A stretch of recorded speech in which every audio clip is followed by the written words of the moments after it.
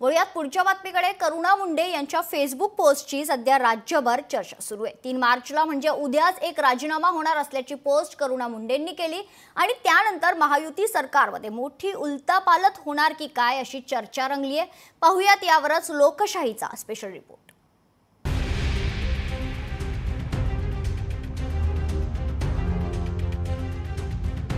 गुंडशाहीचा जिल्हा मुंडेंचा बालेकिल्ला, बीड मुंडेंचा बालेकिल्ला, करुणा मुंडेंचा नवा दावा, लोकशाहीवर करुणा मुंडेंचा नवा खुलासा। संतोष देशमुख हत्या प्रकरणानंतर विरोधकांकडून सातत्याने धनंजय मुंडे यांना लक्ष्य करण्यात येत आहे। त्यांचा राजीनामा घ्यावा अशी मागणी विरोधकांकडून केली जाते आहे। अशातच उद्यापासून राज्याचं अर्थसंकल्पीय अधिवेशन सुरू होत आहे। मात्र त्यापूर्वी धनंजय मुंडेंच्या राजीनाम्याची घोषणा होईल असा दावा करुणा मुंडे यांनी केला आहे। फेसबुक पोस्ट करत त्यांनी या संदर्भात भाष्य केलंय। त्यामुळे राजकीय वर्तुळामध्ये चर्चांना उधाण आलंय। राजीनामा ऑलरेडी घेतला गेलेला आहे 2 दिवस अगोदर आणि 3 तारखेला हे जाहीर करणार आहे की राजीनामा झालेला आहे।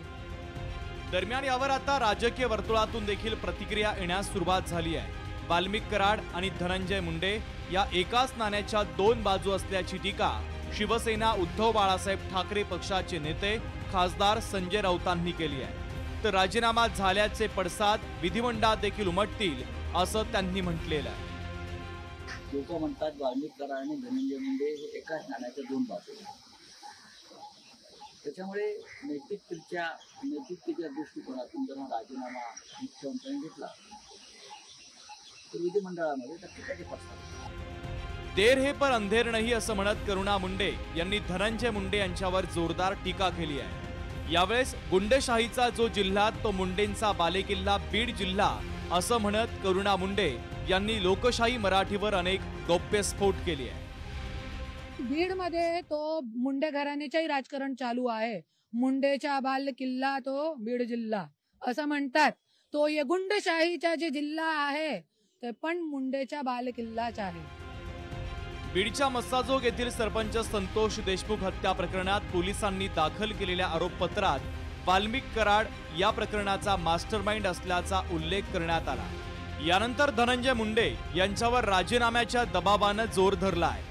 अशातच उद्या राज्याच्या अर्थसंकल्पीय अधिवेशनाच्या पहिल्या दिवशी 100% धनंजय मुंडे राजीनामा देतील असा दावा करुणा मुंडेंनी केला आहे। धनंजय मुंडेंनी राजीनामा दिल्यास महायुतीमध्ये मोठी उलथापालथ होऊ शकते अशी शक्यता वर्तवली जाते आहे। ब्युरो रिपोर्ट, लोकशाही मराठी, मुंबई। लोकशाही मराठी ऐका, पहा, जागरूक रहा।